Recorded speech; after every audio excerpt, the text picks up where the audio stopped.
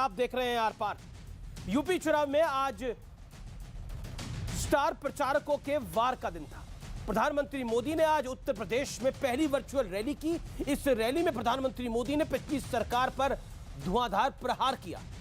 प्रधानमंत्री मोदी ने कहा कि 2013 के दंगों के समय तत्कालीन समाजवादी सरकार जश्न मना रही थी। पीएम मोदी ने कहा, यह भी कहा, हमारा काम और उनके कारनामे सबके सामने है। तो दूसरी तरफ सियासत में गर्मी का मीटर बहुत हाई हो गया है। मुख्यमंत्री योगी आदित्यनाथ ने कहा कि ये गर्मी जो अभी कैराना और मुजफ्फरनगर में कुछ जगह दिखाई दे रही है, ये सब शांत हो जाएगी। मैं मई और जून की गर्मी में भी शिमला बना देता हूं। तो दूसरी तरफ अखिलेश यादव ने कहा 10 मार्च को तो वैसे ही गर्मी आ जाएगी। लेकिन इसी बीच बीजेपी ने एक जबरदस्त सियासी दांव चल दिया। अखिलेश यादव ने मैनपुरी जिले की करहल विधानसभा सीट से नामांकन किया। तो इसके ठीक बाद भारतीय जनता पार्टी ने केंद्रीय कानून राज्य मंत्री एसपी बघेल को अखिलेश यादव के साथ दो हाथ करने के लिए मैदान में उतार दिया। यह अब तक का सबसे बड़ा सरप्राइज था उत्तर प्रदेश चुनाव का। माना जा रहा है यह रणनीति अमित शाह ने बनाई है।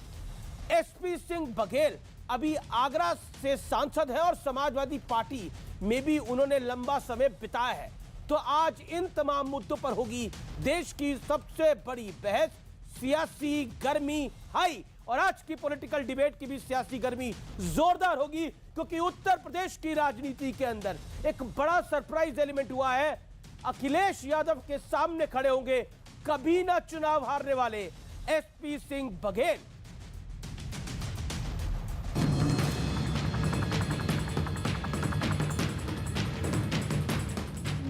एक गर्मी जो अभी किराना में और मुजफ्फरनगर में कुछ जगह दिखाई दे रही है ना, ये सब शांत हो जाएगी इसके बाद।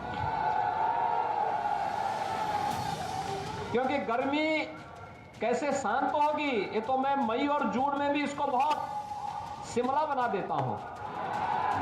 10 मार्च को तो वैसे ही गर्मी आ जाएगी। भारतीय जनता पार्टी को बताना चाहिए कि नौजवानों को रोजगार, नौजवानों का भविष्य कब बनाएंगे। सवाल ये नहीं कि गर्मी आएगी कि सर्दी आएगी।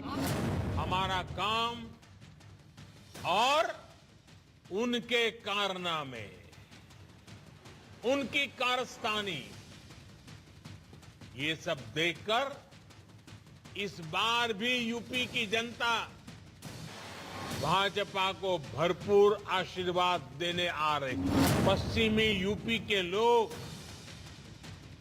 कभी नहीं भूल सकते कि जब ये क्षेत्र दंगे की आग में जल रहा था तो पहले वाली सरकार उत्सव मना रही थी। उत्सव। अखिलेश यादव हर अपने अल्पसंख्यक समाज के नेताओं को एक लॉलीपॉप देकर रवाना कर दे रहे हैं। टिकट भी काट रहे हैं और कह रहे हैं कि तुमको एमएलसी बना दिया जाएगा। क्या 500 लोगों को एमएलसी बनाएंगे?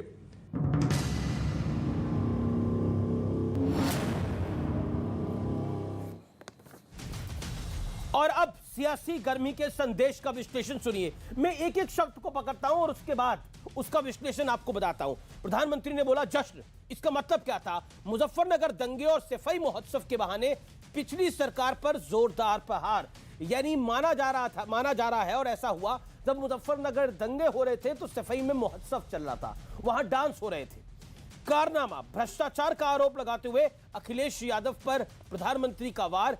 कारनामा शब्द से यह मतलब है गर्मी की जो बात हुई, जो बात योगी आदित्यनाथ ने कही, ये बात योगी आदित्यनाथ ने कही। आदिल चौधरी, नाहिद हसन, मौलाना तौकीर रजा जैसे धमकीबाजों को कड़ा संदेश देने का प्रयास हुआ। तमंचावादी की अगर हम बात करें तो आपराधिक छवि वालों को टिकट देने पर हमला किया गया।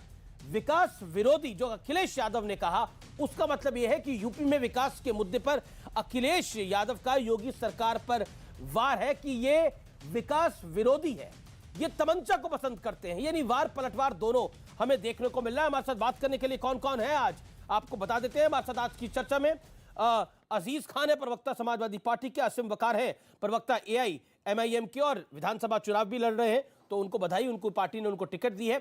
मेरे साथ संगीत रागी है, प्रोफेसर संगीत रागी, उनका भी अभिनंदन है। मेरे साथ गौरव भाटिया है जो कि शामिल है, भारतीय जनता पार्टी के प्रवक्ता हैं और सुप्रीम कोर्ट के एडवोकेट हैं। लेकिन आज सबसे बड़ा चेहरा उत्तर प्रदेश में है एसपी सिंह बघेल, और वो इस समय मेरे साथ मौजूद है, जो अखिलेश यादव के खिलाफ चुनाव लड़ रहे हैं।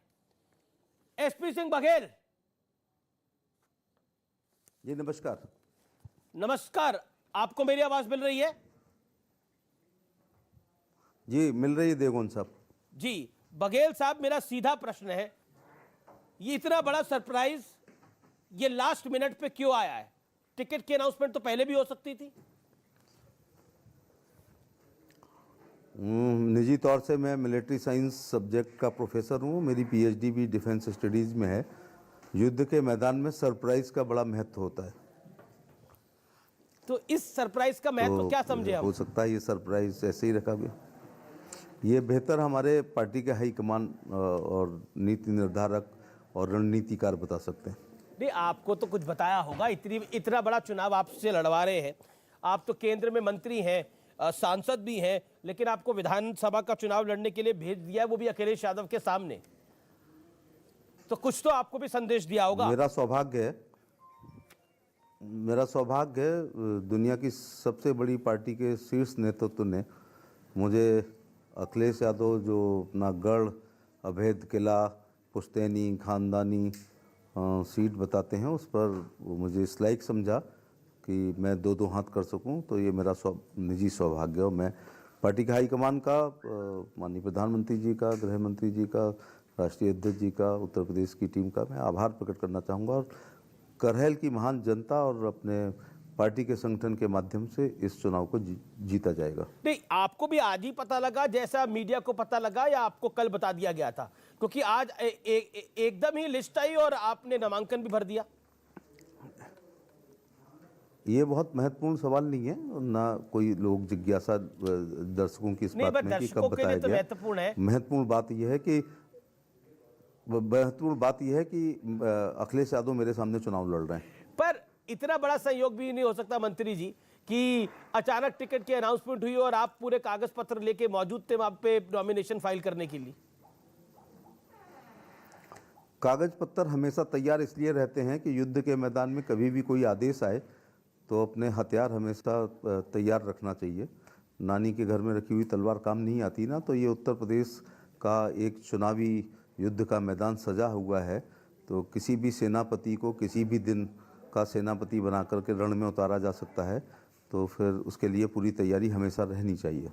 तो आप कह रहे हैं कि आपके 64 के 64 सांसद उत्तर प्रदेश के अंदर अपने कागज पत्र लेके तैयार है, कब पार्टी बोलते चुनाव लड़ने के लिए? जो लोग इस लायक अपने को समझते हैं या पार्टी इस लायक समझती है कि आज के दिन का सेनापति फलानी क्षेत्र में कौन प्रतिनिधित्व करेगा, वो जानते हैं वो लोग। लेकिन इत्तेफाक तो ये था कि आज आपका नामांकन पहले हो गया, 3 घंटे बाद लिस्ट आई, ये भी मतलब दिलचस्प था अपने आप में अंदर। लेकिन चलिए मैं आपसे एक बड़ा महत्वपूर्ण सवाल ये पूछ रहा हूं, क्योंकि आप कह रहे हैं कि युद्ध में सेनापति को तैयार रहना चाहिए। 3 घंटे बाद लिस्ट आई, लेकिन सेनापति युद्ध वहां से लड़ रहा है जो अखिलेश का घर है। समाजवादी पार्टी के नेता कहते हैं कि एसपी सिंह बघेल यहां हारने के लिए आ रहे हैं और रिकॉर्ड मतों से उनको हराएंगे अखिलेश यादव। भारतीय जनता पार्टी और समाजवादी पार्टी से नूरा कुश्ती कभी नहीं लड़ती है। नूरा कुश्ती को कहते हैं मिली जुली कुश्ती। अगर समाजवादी पार्टी के राष्ट्रीय अध्यक्ष ने उत्तर प्रदेश की 403 सीटों में चूज एंड पिक किया है, तो वहीं पर भारतीय जनता पार्टी के शीर्ष नेतृत्व ने मुझे वहां पर लड़ाया है। तो उन्होंने तो अपनी मनपसंद सीट को चुनी है और भारतीय जनता पार्टी ने अपने मनपसंद कैंडिडेट को उतारा है। ये हम में उनमें फर्क है। लेकिन ये जो सरप्राइज आप कह रहे हैं, ये जो पार्टी ने आपकी सरप्राइज दिया, 3 घंटे बाद लिस्ट आई, आप नामांकन कागज लेके तैयार थे। एक बात मुझे बताइए, अखिलेश यादव तो तब ना हारे जब आंधी थी भारतीय जनता पार्टी की। इस बार तो कहा जा रहा है उन्होंने गठबंधन ठीक कर लिए हैं। पश्चिम में जयंत को ले लिया, पूर्वांचल में उनके साथ राजभर है, बीजेपी का खेल बिगड़ जाएगा। इस बार कैसे देवगन साहब, डेमोक्रेसी में जो लोग डेमोक्रेसी में अगर कोई अपनी कॉन्स्टिट्यूंसी को घर कहता है, गढ़ कहता है, खानदान कहता है, पुश्तैनी कहता है, तो बड़ी लोकतंत्र का अपमान करता है। मैं आपको अच्छी तरह बता दूं कि फिरोजाबाद में गढ़ समझकर अक्षय यादव, डिंपल यादव गई थी, चुनाव हार के आई।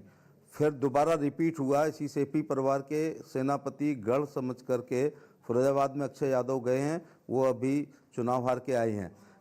पिक एंड चूज करते हैं ना ये लोग, चूज एंड पिक जो भी है। मैं बहुत अंग्रेजी मेरी अच्छी नहीं है। बदायूं में धर्मेंद्र यादव, सुन देवगन साहब, Dharmendra no let me complete. Badaun में धर्मेंद्र यादव जी गढ़ समझ करके गए थे, संघमित्रा से वो हार के आए हैं। और इसी प्रकार से कन्नौज में डिंपल यादव कहाँ निर्विरोध एमपी होती हैं, 14 में हारते हारते बचती है, अंततः 2019 में हार रही हैं। अगर वो लोग सुन रहे होंगे तो उनके 3 गढ़ भारतीय जनता पार्टी ने ढाए हैं। एक फिरोजाबाद लोकसभा 2 बार डिंपल हारी हैं और इसके बाद अक्षय यादव हारे हैं, और दूसरा कन्नौज से वो स्वयं हारे हैं जहां उनका गढ़ है, और बदायूं गए हैं जहां उनका कुछ नहीं है, गढ़ समझ करके। आप इन पर क्यों नहीं हाईलाइट कर रहे हैं कि जो महिला देश के इतिहास में डेमोक्रेसी में पहली बार हुआ कि किसी एक व्यक्ति ने, हिंदुस्तान के नागरिक ने कन्नौज में पर्चा नहीं दाखिल किया, वो निर्विरोध हो गई हैं। प्रधान बनना कठिन होता है, निर्विरोध होना, इसके बाद वो हारती हैं। तो 3 गढ़ गिरा दिए गए हैं, ये चौथा गढ़ की अब बारी है करहल की। नहीं, लेकिन वो तो सरकार बनाने की लड़ाई लड़ रहे हैं, आप कह रहे हैं वो जीत भी नहीं पाएंगे। मेरा एक आपसे बड़ा महत्वपूर्ण पॉइंट है, क्योंकि वहां पर यादव और अखिलेश मुसलमान यादव का की समीकरण सरकार जबरदस्त बनाने है। के सौभाग्य से ज्यादा उनके लिए यह अपमान वाली बात है कि उनकी पत्नी कन्नौज से हारी, फिरोजाबाद से हारी, उनका भाई अक्षय यादव फिरोजाबाद से भी हारे हुए हैं, और डिंपल यादव कन्नौज से हारी हैं, धर्मेंद्र यादव बदायूं से हारे हैं, और डिंपल यादव ने तो हार की वो बनाई है, बस हैट्रिक बनना बाकी है, 2 बार हार चुकी हैं। एक तो कहाँ गढ़ घुस जाते हैं फिर जाकर के जब जनता आती है। लेकिन वोट देखिए, की चोट को कोई झेल नहीं पाया, इंदिरा गांधी भी नहीं झेल पाई हैं। जी, लेकिन देखिए, आपने इंदिरा गांधी जी का नाम लिया, लेकिन राहुल गांधी, अभी अमेठी से राहुल गांधी, पुश्तैनी, खानदानी, फिरोज गांधी जी के जमाने से अजय जी, और वो क्या हुआ फिर, और अमेठी से उनको आभास हो गया था, इसलिए अच्छा, पर ये जो कॉन्स्टिट्यूएंसी है, इसमें यादव बड़ी संख्या में है, मुसलमान भी ठीक संख्या में है, तो एमवाई समीकरण जो सपा का पारंपरिक वोटर है नेताजी के समय से, वो बहुत बड़ी तादाद में है, तो खेल वो बिगाड़ेंगे आप। देवगन साहब, यस करहल विधानसभा में एक बड़ी संख्या प्रधानमंत्री की कल्याणकारी योजनाएं, चाहे वो 12 रुपए का बीमा हो, 330 का बीमा हो, शौचालय हो, प्रधानमंत्री का आवास हो, आयुष्मान कार्ड हो, या श्रम विभाग के द्वारा शादियों में 75,000 की शादियाँ, 35,000 बच्ची पैदा होने पर, और कक्षा 5 तक 50 रुपये, फिर 100, फिर 150, 200, डिग्री कॉलेज में 3,000, और पीएचडी में 15,000 रुपये महीने जा रहे हैं। 1,500 रुपये महिलाओं के खाते में गए हैं कोरोना पूरे कार्यकाल में, और पिछले 18 महीने से इसी करहल में हजारों की संख्या में 5 किलो चावल और गेहूं निःशुल्क खा रहे हैं। इनकी भी संख्या बड़ी भारी है, जो प्रधानमंत्री, और इनकी भी बड़ी संख्या भारी है यहाँ पर, जो समाजवादी पार्टी की सरकार 4 में, लेकिन यादव मुसलमान वाले समीकरण का करिएगा क्या? मकानों पे कब्जा हुआ, दुकानों पे कब्जा हुआ है, अपहरण हुए हैं, भैंसों की चोरी हुई है और जबरदस्ती लाद ली गई हैं, पुलिस की भर्ती में मुंह देख करके सूची दी गई है। इनकी भी बड़ी संख्या है। ये लोग भी अब जब इतिहास बनाने का मौका हिंदुस्तान की जनता को मिलता है तो वो इतिहास बना के मानते हैं। देखिए, अखिलेश यादव को जिताना कोई इतिहास नहीं है, अखिलेश यादव को हराना करहल में एक इतिहास बनेगा। और मैं आपको वादा करता हूं कि आने वाली पीढ़ियां इस करहल के इस चुनाव को नजीर दिया करेंगी, करहल के चुनाव को नजीर दिया करेंगी, इतिहास बनेगा। लेकिन कहीं इतिहास, ऐसा कहा जाता है कि कई बार इतिहास बनाते बनाते कुछ लोग इतिहास हो जाते हैं। हमने बंगाल के चुनाव में देखा, एक केंद्रीय मंत्री वहां पे चुनाव लड़े, लेकिन वो चुनाव अपना हार गया। अब तो बीजेपी के भी इतिहास, बीजेपी से भी वो चले गए, इतिहास ही हो गए। यानी मैं बात कर रहा हूं बाबुल सुप्रियो की। इसका क्या जवाब है बघेल साहब? कॉन्फिडेंस है, ओवर कॉन्फिडेंस है? ओवर कॉन्फिडेंस तो कभी नहीं रहना चाहिए था। जिस समय मैं लाखों वोट से एमपी का चुनाव, ये मैं और बता दूं कि ये मेरी लोकसभा का चौथा कार्य है, दूसरा क्षेत्र है, राज्यसभा रह चुका हूं, एक बार एमएलए रह भी चुका हूं, मिनिस्टर रह चुका हूं यूपी में, और अब भारत सरकार में मोदी जी की सरकार में एमओएस हूं। तो ये छठवां कार्यकाल है, ये ओवर कॉन्फिडेंस नहीं है। मेरी राजनीति मैं जानता हूं ना कि man to man and people to people, मैं शायद उन चंद भारत सरकार के मंत्रियों में अपना फ़ोन सुनता हूं, अपने हाथ से चिट्ठियां लिखता हूं, और अपने इलाके की कोई शादी ब्याह, सड़क, स्कूल, बिजली, पानी, नाली, खरंजा, फाइनल रिपोर्ट, चार्जशीट, बंदूक का लाइसेंस, विधवा विकलांग वृद्धावस्था पेंशन, कोई शादी ब्याह, 13वीं भागवत कथा, रसिया दंगल, कव्वाली, कुआ पूजन, एकादशी का व्रत का उद्यापन तो छोड़ो, भैंस के मरने पर जाता हूँ, इसलिए जीत के आता हूँ। ठीक है, तो मतलब आपने एक तरह से कह दिया कि बाबुल सुप्रियो हवा हवाई नेता थे, मैं तो जमीन से जुड़ा हुआ हूं। मैंने तो नाम नहीं लिया, लेकिन कहने का मुलायम सिंह जी धरती पुत्र, अखिलेश यादव ट्विटर पुत्र, और एसपी सिंह बघेल पाताल पुत्र। क्या बोला आपने? मुलायम सिंह यादव धरती पुत्र, मुलायम सिंह यादव धरती पुत्र जी, उनके बेटे अखिलेश यादव ट्विटर पुत्र, और एसपी सिंह बघेल पाताल पुत्र। और ये भी आपको मैं अच्छी तरह बता दूं कि लोहिया जी ने कहा था ना, चर्चा पर्चा खर्चा, जो अखिलेश यादव ने 4.5 साल किया नहीं। जिंदा कौमें 5 साल तक इंतजार नहीं करती हैं, वो माने नहीं, सुविधा भोगी रहे, आरामगाह में रहे, 4.25 साल 3 महीने पहले निकले हैं, तो वो कहाँ थे समाजवादी? समाजवादी तो कहते हैं ना मानेंगे ना मारेंगे। तो 4.25 साल तक अभी तो वो रथ में घूम रहे हैं, थोड़ा बहुत कमेंट किया, वो ट्विटर पे किया है। अभी तो रथ में घूम रहे हैं। 3 महीने में रथ पे घूमने से सरकार अगर बनती होती ना, 3 महीने घूमने से अगर सरकार बनती होती ना, तो हर कोई बना लिया करता 3 महीने में। चलिए एक आखिरी सवाल का जवाब दे दीजिए। मुलायम सिंह यादव से तो आपका बड़ा करीबी रिश्ता रहा, आप उनके बेटे को चुनाव हर कीमत पे हराने पे आप तुल गए। भैया ये आप लोगों को अब याद आ रहा है कि मैं लड़ रहा हूं। मैं 2009 मुलायम सिंह यादव जी को छोड़ने के बाद मैं 3 बार 3 सदनों में रह चुका हूं। फॉर एग्जाम्पल 2009 में छोड़ा था, मैं फिर राज्यसभा में गया, उसके बाद टुंडला से एमएलए रहा, यूपी की योगी जी की सरकार में कैबिनेट मंत्री रहा, अब आगरा का एमपी हूं और एमओएस भारत सरकार में हूं। अब अखिलेश से लड़ रहा हूं, तो आपको ऐसा लग रहा है जैसे मैं कल छोड़ के आया हूं। बिल्कुल उसके बाद 3 कार्यकाल और बिल्कुल नहीं, मुझे ऐसा लग रहा है मेरे एमएलए जी, राज्यसभा और एमपी, क्योंकि नेताजी से आपके संबंध अच्छे रहे। पुरानी बात है, आपसे भी अच्छे हैं मेरे। चलिए बहुत बहुत शुक्रिया, बड़े हाजिर जवाब हैं आप, आपसे बात करके अच्छा लगा। Thank you very much. Thank you so much SP Singh Baghel. SP Singh Baghel thank you ji, ऐसे नेताओं में से एक जो अपनी बातों को स्पष्ट रूप से रखते हैं। मेरे साथ गौरव भाटिया, संगीत रागी, अजीज खान और असीम वकार है। अजीज खान, आप तो कह रहे थे 22 में बदलाव होगा, ये तो अखिलेश जी को ही बदलने के लिए चल दिए। भारतीय जनता पार्टी ने बड़ा सरप्राइज निकाल दिया। देखिए अमीश भाई, ये लोकतंत्र है और संविधान ने सभी को हक दिया है चुनाव लड़ने का, और लड़ना भी चाहिए। अभी कह रहे थे पाताल पुत्र हूं, कहीं पाताल में लुप्त ना हो जाए, वो एक अलग इशू है, मैं उस पर नहीं जाना चाह रहा हूं। देखिए एक बात आप समझिए, आज जो ये भी कह रहे थे कि अलग तरीके वो ये भी कह रहे थे कि अखिलेश पिता पुत्र है। अभी मैं सुन रहा था, उन्होंने ये भी कहा मुलायम सिंह यादव धरती पुत्र थे। मैं उनका इंटरव्यू सुन रहा था, वो कह रहे थे कि बूथ कैप्चरिंग ना हो जाए। वो तो पहले ही मंत्री जी सरेंडर कर गए, मंत्री जी पहले ही सरेंडर कर गए। अब वो आगे लड़ने की बात तो छोड़ें आप, और लंबी लंबी बातें लोग करते हैं और वो करना भी चाहिए, कर रहे हैं। लेकिन अजीज खान साहब, योगी जी कह रहे हैं कि मैं तो बड़ी गर्मी में भी सर्दी ले आऊंगा, शिमला की तरह ठंडा कर दूंगा मौसम, जो आजकल आपके कुछ लोग बोल रहे हैं। मैं कह रहा हूं अमीश भाई, योगी जी अब मेरे ख्याल से मौसम वैज्ञानिक हो गए हैं। अब उत्तर प्रदेश का कारभार मुझे संभला तो है नहीं भाई, 5 साल का वक्त मिला, संभाल नहीं पाए। मुझे लग रहा वो दूसरा प्रोफेशन उन्होंने चुन लिया है। एक बात आपको बताएं, ये जो अहंकार है ना, ये अहंकार इंसान को लेकर डूब जाता है, जो लगातार अहंकार है, और ये अहंकार खत्म होने जा रहा है। क्योंकि ये चुनाव जो है ना, ये समाजवादी पार्टी नहीं लड़ रही है, ये जनता लड़ रही है, जनता। क्योंकि सत्ता बनाम जनता है ये चुनाव, सत्ता बनाम जनता। मैं देख रहा हूं उत्तर प्रदेश में तमाम बड़े बड़े नेता आ रहे हैं और बड़े बड़ी बातें कर रहे हैं। हम देख रहे कमल को खिलाने के लिए जिस तरीके से कीचड़ को फैला रहे हैं और कीचड़ पैदा कर रहे हैं, तमाम नफरत की बोली बोल रहे हैं। यकीन मानिए अमीश भाई, बहुत दुख होता है। लेकिन आज मैंने सुना जी, है ये बहुत बड़े कमल तो नेता को कीचड़ में देश ही के, खिलता है। उन्होंने कहा अंबेडकर मां जी, लक्ष्मी को भी अंबेडकर जी चढ़ता है, सुनिए ना, भगवान विष्णु को भी चढ़ता है। अंबेडकर जी की ये भाषा नहीं थी।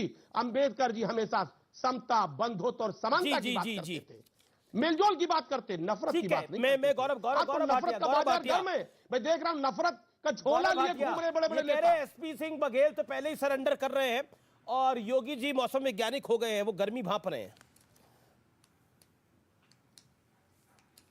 देखिए अमीश जी, सबसे पहले तो सरेंडर किसने किया है आप बताइए। आदतन ईवीएम को खराब बताना, निर्वाचन आयोग मिला हुआ है, और इस बार तो हद ही कर दी। इस बार तो मीडिया पे भी आरोप लगा दिया। आधे मुख्यमंत्री जो पहले रहे हैं उन्होंने कहा कि ओपिनियन पोल नहीं होना चाहिए, क्योंकि उनको चिंता हो गई कि ऐसा है कि जो सच ओपिनियन है वो बाहर ना आ जाए। लेकिन बिल्कुल स्पष्ट है। मैं एक तस्वीर आपको दिखाता हूं। देखिए, हम लोग हमेशा कहते हैं कि हम लोग युवाओं को मौका देते हैं आगे आने का। हम लोग हर वर्ग जो है समाज में उसको मौका देते हैं। इनका परिवारवाद नहीं खत्म होता। आज जब करहल से नॉमिनेशन भरा, ये तस्वीर देखिए, हम अखिलेश और हमारे यादव परिवार के राम गोपाल यादव। आपको यहां पे कोई किसान दिख रहा है, पिछड़े वर्ग का कोई दिख रहा है, महिला, युवा, मजदूर, मुसलमान भी नहीं दिख रहा, जाट समाज से भी कोई नहीं दिख रहा, केवल एक अखिलेश और उनके चाचा जी। मतलब इनके लिए पूरा उत्तर प्रदेश परिवार ही है। सबसे पहले दूसरी बात, आज जो प्रधानमंत्री जी ने कहा, आंकड़ों से बात होनी चाहिए अमीर जी। और आंकड़े देखिए क्या कहते हैं। वो बताते हैं कि गौतम बुद्ध नगर में ये 5 साल में 73 घर बना पाए, और भारतीय जनता पार्टी योगी आदित्यनाथ जी ने 23,000 घर बना दिए। मतलब 23,000 परिवार गौतम बुद्ध नगर में अकेले। बिल्कुल, आप अपनी बात को रखिए, लेकिन एक सवाल का जवाब दीजिए, जिसका जो सवाल जो सवाल आपसे मैंने पूछा था, गर्मी किसकी निकालना चाहते हैं योगी जी? गर्मी उसकी निकालना चाहते हैं जो मुजफ्फरनगर दंगे नहीं रोक पाए, और ठंड जब थी 65,000 परिवार टेंट में थे, तो वो ऋतिक रोशन के साथ डांस करके गर्मी ले रहे थे। गर्मी उन्हीं की निकालनी है, और इसलिए भी निकालनी है क्योंकि ये चाहते हैं बदलापुर बना दे हम उत्तर प्रदेश को। और अमीर जी, हम चाहते हैं कि ये विकास जो हो रहा है ना, उत्तम प्रदेश बना है, वो उत्तम प्रदेश बना रहे। मेरा एक सवाल है और इसके बाद मैं अंत करूंगा। देखिए, ये सवाल जनता पूछ रही है। ये सपा का मैनिफेस्टो है। इसके बाद सपा के प्रवक्ता के पास जाइएगा 15 सेकंड के लिए। इन्होंने 2012 में वादा किया कर्जा माफ करेंगे किसानों का, हमने 36,000 करोड़ किया, 87 लाख किसान लाभान्वित हुए। इन्होंने कितने का किया? आप जवाब ले लेते हैं, ये प्रश्न जरूर पूछ लीजिए। अजीज खान वो कह रहे हैं कि गर्मी जो है, जो लोग चाहते हैं बदलापुर बनाना। प्रधानमंत्री ने बोला कि जब जश्न मनाया जा रहा था, जब एक इलाका दंगों की आंख में झोंका हुआ था, क्या कहना चाहते हैं आप? मुजफ्फरनगर दंगों को कोई कैसे भूल सकता है? मैं कह रहा हूं अरे अमीश भाई, ये इन्होंने ये नहीं बताया कि 99 हो गए अपराधी, सेंचुरी कब मारेंगे, ये भी बता देते।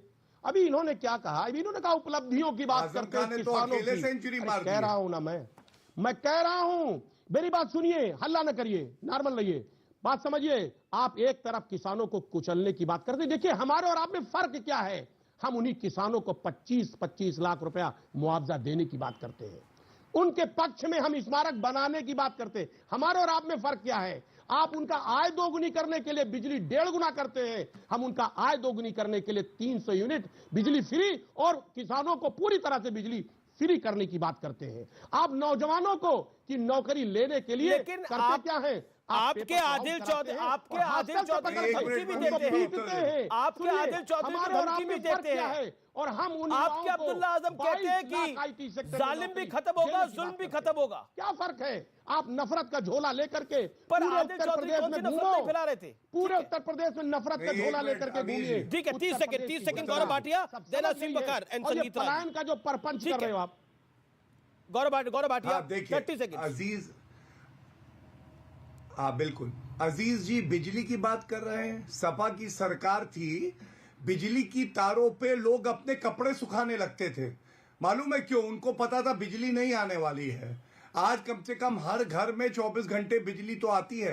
और किसानों की बात कितने करते पावर प्लांट लगाए हैं 36,000 आपने? करोड़ रुपए हमने कर्जा माफ बताइए किया। ना आप कितने पावर प्लांट लगाए? अजीज जी, बीच में एक मत भी बोलिए। यूनिट का पावर ऐसे मत प्लांट आपने बौखलाइए। नहीं लगाया। ऐसे मत समाजवादी बौखलाइए। पार्टी ने प्लीज अमीर जी, ये तो तरीका गलत है। ओबरा, प्लीज। हरदेवगंज, जवाहरपुर, हमने अरे तमाम प्लीज। पावर प्लांट लगाए हैं। उसी पावर सुनिए, प्लांट से आज आप अमीर जी, बिजली दे ये रहे तरीका हैं। ठीक नहीं। उसी पावर प्लांट से आप बिजली दे क्यों रहे हैं। चिल्ला आप रहे हैं बताइए आप? ना कितने पावर प्लांट लगाए आपने? अच्छा अजीज अरे जी, इसका भी जिक्र चिल्लाइए कर मत। प्लीज दीजिए। मत चिल्लाइए। बिजली का जिक्र सुनिए। कर रहे हैं, आप ये भी अरे बताइए मैं ना, करूंगा, मैंने कितने आपसे पावर सवाल प्लांट लगाए हैं? पूछा। आपके बताइए ना। मैनिफेस्टो में लिखा अरे है बताइए ना कितने किसानों का पावर प्लांट कर्जा लगाए? माफ करेंगे। 5 साल आप समाजवादी सरकार पार्टी में ने, रहे, सुनिए, अब आप बौखला समाजवादी रहे पार्टी हैं। ने अजीज पावर खान, प्लांट जवाब, लगाया। मैं बता रहा हूँ, हमने साइकिल बिजली का के टायर क्षेत्र में पंचर काम हो किया। चुका है। प्लीज अमीर जी, एक दूसरे अरे के ऊपर अपना- क्यों बोलना है? मुझे देखिए, ये बात ऐसा कभी है, समझ नहीं आती ये है। बौखलाहट खत्म करिए। आप अपनी बारी में अहंकार बोलिएगा मत ना डूबिए। अजीज जी। आपकी बौखलाहट जी, है, आप जी, जी। बौखलाहट में बोल सुनिए। रहे हैं। जी जी जी जी, मुझे अहंकार आसिम खत्म वकार की बात भी करिए। जा रहा है, वो काफी देर से इंतजार कर रहे हैं। मैं आपको गौरव भाटिया रुक करूंगा। आसिम वकार भी काफी देर से इंतजार कर रहे हैं, प्रोफेसर रागी भी काफी देर से इंतजार कर रहे हैं। मैं आपके पास आऊंगा गौरव जी वापस। आपको मैं और 30 सेकंड दूंगा अपनी बात को रखने के लिए। आसिम वकार, सबसे पहले तो बधाई, आपकी पार्टी ने आपको टिकट दिया है चुनाव लड़ने के लिए। आप चुनाव लड़ रहे हैं लखनऊ में विधानसभा का। मेरा आपसे सवाल है, योगी जी कह रहे हैं कि मैं गर्मी जिनके ऊपर अभी चढ़ी हुई है, खासतौर पर जो पश्चिमी उत्तर प्रदेश है, जहाँ पे मुजफ्फरनगर के दंगे हुए थे, वहाँ से हमने कई सारे बयान आते हुए सुने, कुछ सपा के नेताओं के, कुछ तौकीर रजा साहब के, और कई सारे बयान आए। उसके परिवेश में योगी आदित्यनाथ ने एक स्टेटमेंट दिया, उसके बारे में आप क्या कहते हैं? What is your take on this? Zubair, मैं मिला रहा हूँ इधर से, मैं मिला रहा हूँ, आसिम वकार, मिला रहा हूँ इधर से, मिला रहा हूँ। लगता है फोन डिस्कनेक्ट हो गया उनके साथ। आसिम वकार, आवाज मिल रही है आपको? लगता है संपर्क उनसे टूट गया है। गौरव भाटिया, अब अपनी बात को कंप्लीट करिए 30 सेकंड के अंदर। धन्यवाद अमीर जी, मैं केवल इतना ही कह रहा था। देखिए, 36,000 करोड़ का कर्जा हमने किसानों को माफ किया, ये नहीं बताएंगे। झूठे वादे किए थे मैनिफेस्टो में, इसीलिए तो इनका सुपड़ा साफ हुआ। और दूसरी बात अमीर जी, एक सवाल और है।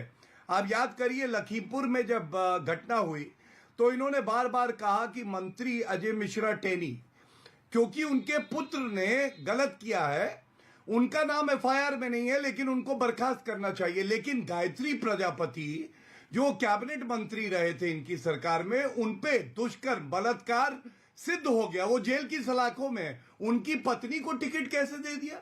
अगर इनका तर्क लगाया जाए तो फिर पत्नी को टिकट नहीं मिलना चाहिए था, लेकिन दे दिया। अमीर जी, और मैं एक बात और बताऊं, जी जी जी, आजम खां की भैंसें ढूंढती थी वर्दी, आजम खां के जूते साफ कराते थे वर्दी से। अब बदला यह है कि वर्दी ने अपनी ताकत दिखाई है, और मुख्तार अंसारी और अतीक अहमद जेल की सलाखों के पीछे जी हैं। जी, ये मैं होती है अजीज आपका इस पर जवाब दूंगा, लेकिन आसिम वकार में से जुड़ गए। आसिम वकार, आपको मेरी आवाज मिल रही है? वकार जी, साहब, मिल रही है। सबसे पहले तो बधाई, आपकी पार्टी ने आपको टिकट दिया विधानसभा का, आपको बधाई उसके लिए। और मेरा आपसे सवाल ये है, शुक्रिया sir, thank you so much. मेरा आपसे सवाल ये है कि योगी आदित्यनाथ ने एक बयान दिया है, उन्होंने बोला है कि मैं गर्मी के मौसम में भी शिमला जैसा ठंडा कर दूंगा। जो पश्चिमी उत्तर प्रदेश से बयान आ रहे हैं, चाहे वो नाहिद हसन के सहयोगी हो, चाहे वो आदिल चौधरी हो, चाहे वो मौलाना तौकीर रजा हो, क्या कहना चाहते हैं आप?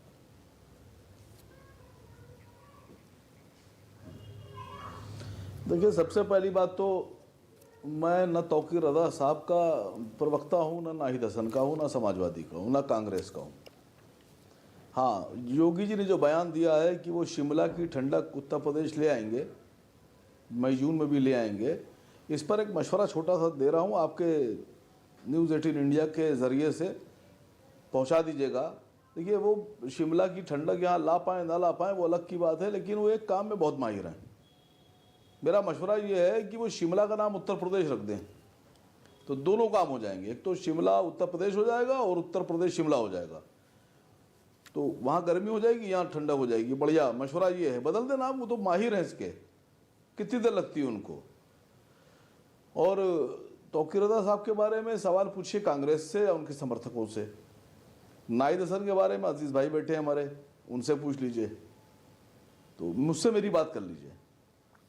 चुनाव है, चुनाव में जो इस वक्त ज़रूरी मुद्दे हैं वो है रोज़गार, शिक्षा, स्वास्थ्य, जो कोरोना में हमने देखा वो सबसे ज़रूरी है, वो नहीं होना चाहिए।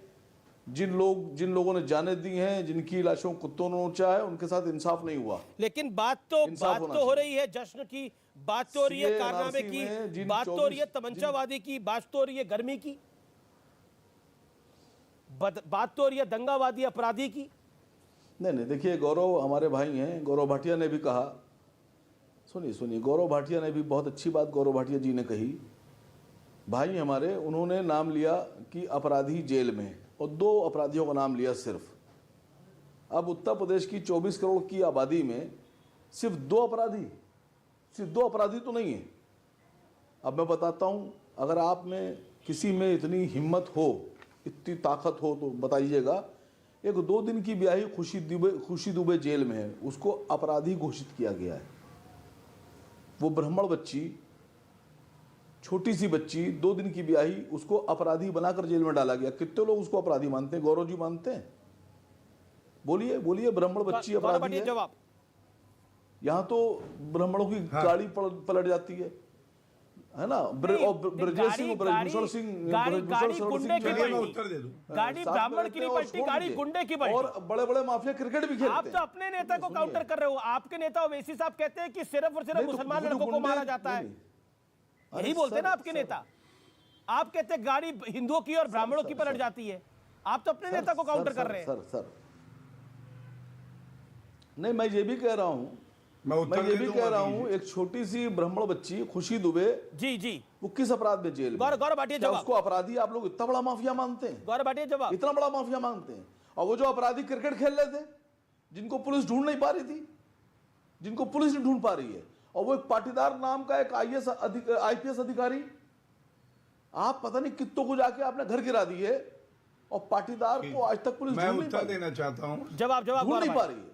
आप कहते हैं हम बुलडोजर चला देंगे, बुलडोजर। और अजय मिश्रा टेनी जी का परिवार, गाड़ी उनकी, बेटा उनका, धमकी उन्होंने दी, 4 किसानों को कुचल दिया। कहां है बुलडोजर सर? नहीं है बुलडोजर आपके पास। देखिए ऐसा है कि सैयद वकार अब मेरे भी साथी हैं और मैं शुभकामनाएं भी दे देता, लेकिन मेरी शुभकामनाएं व्यर्थ चली जाएंगी, क्योंकि पिछली बार इन्होंने 38 कैंडिडेट लड़ाए थे। अमित जी 37 पे जमानत जब्त हुई थी। पूरे उत्तर प्रदेश में 2 लाख वोट मिला था। लेकिन इतना जरूर कहूंगा, उम्मीद है कि जमानत जब्त ना हो इनकी, कुछ वोट इनको मिल जाए। लेकिन इनको हर चीज में धर्म दिखाई देता है। आपने देखा, इनको खुशी दुबे में ब्राह्मण दिखाई दे गया। और ये वही बात है कि जब अफजल गुरु को फांसी हो रही थी तो इनके जो सर्वा है वो कह रहे थे मुसलमान को फांसी हो रही है। आतंकवादी जो होते हैं उनको ये विधिक सहायता देते हैं, कहते ये मुसलमान हैं। मुख्यमंत्री और डिप्टी CM कह रहे हैं हम बनाएंगे तो मुसलमान बनाएंगे। ये संविधान की शपथ लेते हैं, इनको बाकी धर्मों से कोई लेना देना नहीं है। और आप नाम बदलने की बात कर रहे हैं ना, मैं आपको एक बात बताता हूं, ये ताकत है योगी आदित्यनाथ जी की। ओवैसी जी ने खुद ही काम बदल लिया। उन्होंने कहा मैं राजनीति की लैला हूं, मैं डांस कर रही हूं, लैला ओ लैला। तो इसलिए जब राजनीतिक वजूद नहीं है, क्योंकि आप धर्म की राजनीति करते हैं, बेहतर यही होगा कि आप व्यर्थ में ना लड़ें। आपके पास केवल और केवल सांप्रदायिक एजेंडा है। असीम वकार जवाब। असीम वकार। देखिए, मैंने सीधी सी बात ये कही कि जो लोग ये कहते हैं अपराधी, गौरव भाटिया जी खाली इतना बता दीजिए, खुशी दुबे का वो 2 दिन की ब्याही बच्ची का अपराध क्या है? वो अपराधी है? क्यों जेल में डाल रखा आपने? और वो जो अपराधी बिल्कुल अपराधी है, ये न्यायालय तय करता है। सैयद वकार भाई, आपसे मैं बताता हूं, क्योंकि मैं पेशे से अधिवक्ता हूं। आपने प्रश्न किया, सुनिए, ये हम आप नहीं तय करते हैं, ये न्यायालय तय करता है। और अपराध की आप बात कर रहे हैं ना, आपने कहा 2 नाम बता दिए, एक नाम और बताता हूं, मोहम्मद अहमद। 100 करोड़ की इसकी संपत्ति जब्त करी योगी आदित्यनाथ जी ने, लेकिन सपा ने उसको टिकट दिया। उन्होंने कहा कि तुम जनता की संपत्ति लूटो और हम तुम्हारे साथ हैं, राजनीतिक संरक्षण देते हैं, जैसे नाहिद हसन को दिया, जैसे उन्होंने बोटी कर दूंगा, इमरान मसूद को पार्टी में ले लिया। यही तो फर्क है। हम विकास की बात करेंगे। और सबसे बड़ी बात है अमीर जी, मैं आपको कहता हूं आज नरेंद्र मोदी जी ने दिखाया है कैसे जिस प्रदेश को ये लोग बीमारू प्रदेश कहते थे अमीर जी, वो उत्तम प्रदेश बन गया है, वो आगे बढ़ रहा है। यहाँ पे 26 करोड़ वैक्सीन लग चुके हैं, 15 करोड़ उत्तर प्रदेश के नागरिकों को मुफ्त राशन मिला है कोविड के संकट में। ठीक है गौरव भाटिया, ठीक है गौरव भाटिया, बीमा योजना में कवर किए गए हैं, ये फर्क है। जी जी जी, मैं रुक करता हूं। मेरे साथ प्रोफेसर संगीत रागी भी है, काफी देर से इंतजार कर रहे हैं। रागी जी, मैं माफी चाहता हूं, लेट आ रहा हूं आपके पास, लेकिन सवाल मेरा बड़ा सीधा है। प्रधानमंत्री ने बोला जो सोता रहता है उसने सपने आते हैं, जो जागता है वो संकल्प लेता है। प्रधानमंत्री मोदी ने बोला कि जब एक इलाका दंगों से जल रहा था तो इसी प्रदेश में जश्न मना रहे थे कुछ लोग।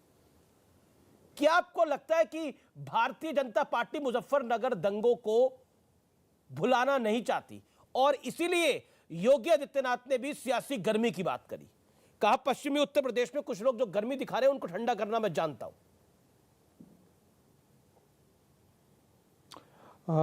देखिए अमीश जी, सवाल ये नहीं है कि भारतीय जनता पार्टी उसे भुलाना चाहती है। सवाल यह है कि क्या पश्चिमी उत्तर प्रदेश के या पूरे उत्तर प्रदेश का हिंदू मानस 2013 के दंगों को भुला देने की कोशिश करेगा? क्या भुलाना चाहेगा? दंगे एक सिर्फ घटना नहीं होते, दंगे एक प्रवृत्ति भी होती है और एक प्रक्रिया भी होती है। पश्चिम उत्तर प्रदेश के जितने जिले जो एक धर्म विशेष के डोमिनेटेड जिले हैं, वह पुलिस की नज़र में, खुफिया विभाग की नज़र में संवेदनशील जिले भी हैं। और कैराना और मुजफ्फरनगर की गुंजाइश वहां हमेशा है। लेकिन चुनावों में ऐसी बात का इस्तेमाल करना, देखिए चुनाव दो चीजें तय करती हैं, विकास का मुद्दा भी, लेकिन आप क्या उत्तर प्रदेश को उन हाथों में छोड़ देंगे? जनता को बताना भी आवश्यक होगा। जो कैराना की घटना को अंजाम देते हैं, जो कैराना की घटना की सफलता पर अपने आप को गौरवान्वित महसूस करते हैं, शफीकुर रहमान बर्क जैसे व्यक्ति तालिबान के अभ्युदय को और सत्ता में आने को इस्लाम का स्वर्णिम काल कहते हैं। क्या यह डर उस देश के हिंदुओं के, उत्तर प्रदेश के लोगों के मन में यह सवाल नहीं आएगा? तो ये इसलिए नहीं है कि भारतीय जनता पार्टी उसे भुला दे। क्या भारत का जनमानस उस चीज को भुलाने के लिए तैयार है? क्या भारत का जनमानस 1947 भूल जाए? क्या भारत का जनमानस जो है वो दंगे भूल जाए? क्या भारत का जनमानस जो है वो 1946 का डायरेक्ट एक्शन जे भूल जाए? और यदि भूल जाएगा तो इतिहास हमें माफ नहीं करेगा। मैं ये बहुत गंभीरता से कह रहा हूं। आप भूलना नहीं चाहिए, आपने बोला जो मुजफ्फरनगर में हुए उनको भूलना नहीं चाहिए। अजीज खान, कहा जाता है कि पश्चिमी उत्तर प्रदेश का जो मुख्यमंत्री होता है, सपा की जब सरकार आती है तो आजम खान होता है। क्या आप विश्वास दिलाते हैं कि इस बार आजम खान मुख्यमंत्री नहीं होंगे पश्चिमी उत्तर प्रदेश के? उनकी नहीं चलेगी, उनके कहने के ऊपर एसपी उनके कहने के ऊपर एसपी डीएम के ट्रांसफर हो गए थे मुजफ्फरनगर दंगों के आरोपियों पे कार्रवाई करने के लिए। जनता की लड़ाई है। लेकिन मैं संगीत रागी जी को अश्योर करना चाहता हूं, जो ये हिंदू मुस्लिम का कार्ड खेल के ये नफरत का बीज बो रहे हैं और ये जहर घोलने की कोशिश कर रहे हैं, मैं कह रहा हूं ये जो पलायन का परपंच है ना, इनको उत्तर प्रदेश से पलायन करवा देगा। उत्तर प्रदेश से, छत्तीसगढ़, मध्य प्रदेश, राजस्थान और तमाम जगहों से, पश्चिम बंगाल से ऐसे पलायन कर गए थे ये लोग। एक बात आप समझिए, इन्होंने बहुत अहम बात कही, इन्होंने कहा था माफिया। जानना चाह रहा हूं अजीत जी, आपने बहुत सही कहा, फरार है पुलिस की नजर में, वही पुलिस आपने ये माफियाओं का संरक्षण कैसे अजीत जी आपने बहुत अच्छी बात कह दी है। उस पर ये खेलते हैं। सुनिए मेरी बात, हल्ला मत करिए। मैं कहना चाह रहा हूं अपराधियों को आपने मारा। सुनिए मेरी बात, आप बोल रहे थे मैं नहीं बोल रहा था। तो अपराधियों को मारा। हम जानना चाहते हैं कि आजमगढ़ के हिंदुओं का पलायन होगा वहां से। नहीं, अमीश जी ने हमारा नाम लिया इसलिए मैं बोल रहा हूं, नहीं तो मैं नहीं बोलता। प्रोफेसर रागी की टर्न है ना, अमीश जी ने हमारा नाम कर लिया इसलिए मैं बोल रहा हूं। मैं अजीज खान, अब जवाब सुन लीजिए। आपने बोला ना ये हिंदू मुसलमान कर रहे हैं, जवाब सुनिए। आप बताइए ना अरुण वाल्मीकि। अजीत जी, आप ही के पार्टी के लोग, आप ही के बड़े नेता जिन्ना को लाते हैं। जानते हैं क्यों?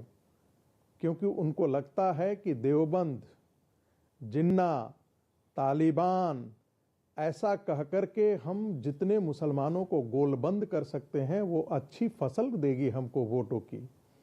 आप चाहते हैं कि हिंदू समाज जाट, गुज्जर, बनिया, ब्राह्मण, राजपूत, आपने देखा नहीं वकार जी ने कैसे कहा, उसमें बटा रहे और मुस्लिम समाज एक तरफा जो है वो वोट किसके लिए दे? समाजवादी पार्टी के लिए दे। तो ये 80-20 का आंकड़ा जो है मुझे लगता है कि हमेशा काम नहीं कराएगा। हिंदू समाज भी इतना चालाक हो गया है।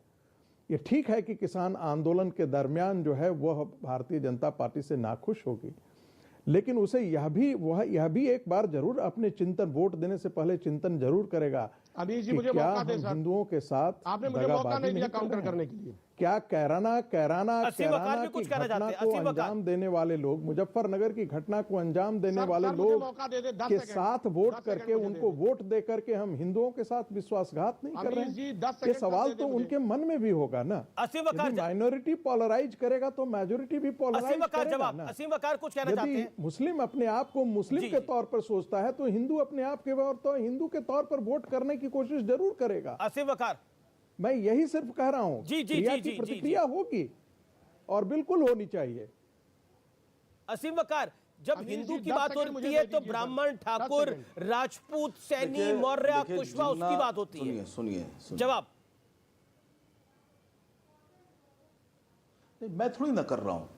मैंने कहा किया, निषाद पार्टी बनाकर निषाद ने पार्टी बनाई, निषाद का नारा लगाया, बीजेपी ने उनसे गठबंधन किया, उनको मर्ज थोड़ी ना कराया है।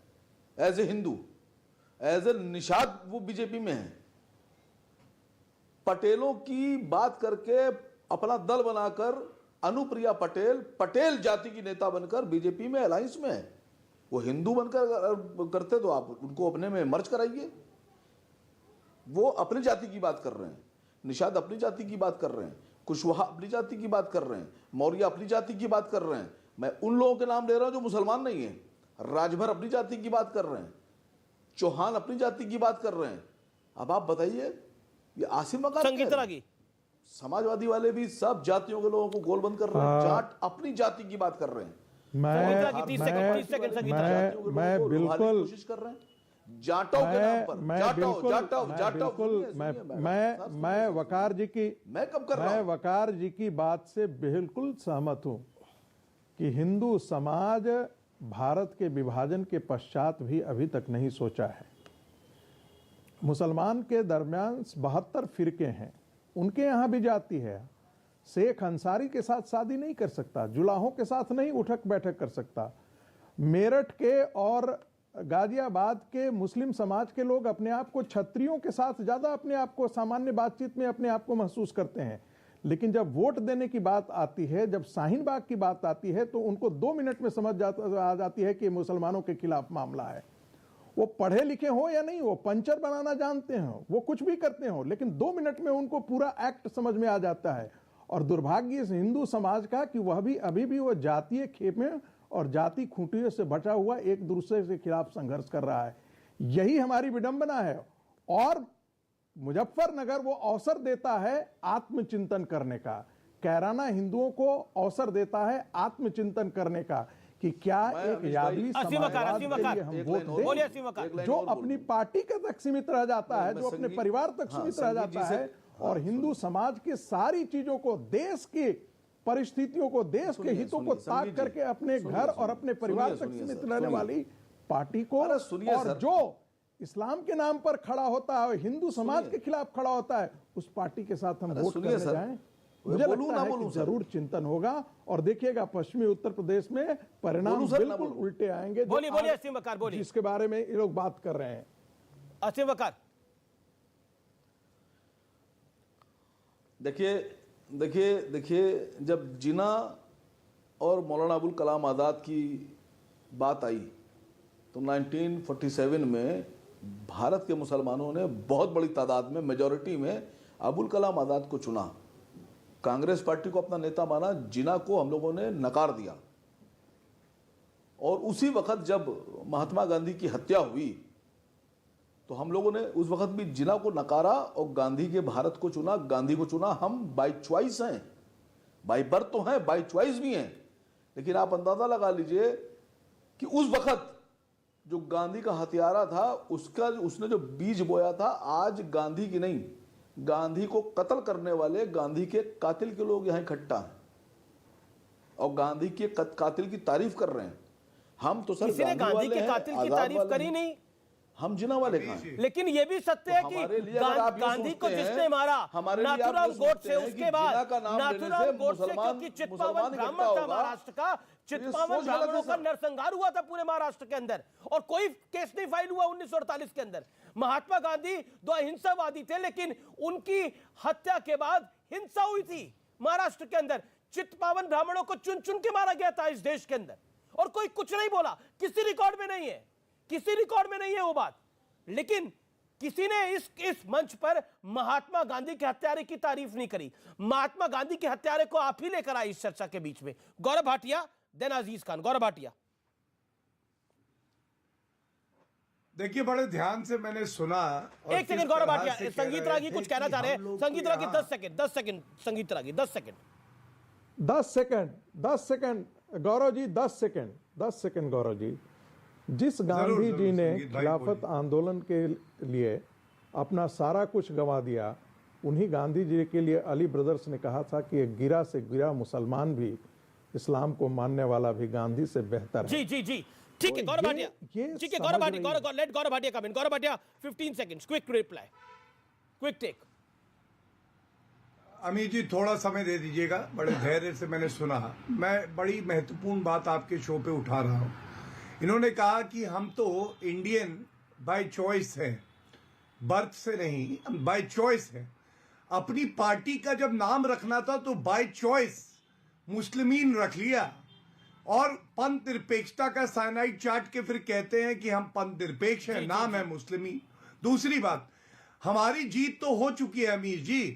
जब मौलाना मुलायम के पुत्र मुफ्ती अखिलेश नहीं बनते हैं, उनको भगवान परशुराम याद आ जाते हैं। ये क्या दिखाता है कि हिंदू अस्मिता की जो लड़ाई हमने लड़ी है हम जीत गए। तीसरी बात, बहुत बहुत शुक्रिया। मेरे पास समय इतना ही है, फिलहाल इस कार्यक्रम को मैं यही वाइंड अप करता हूं। नमस्कार।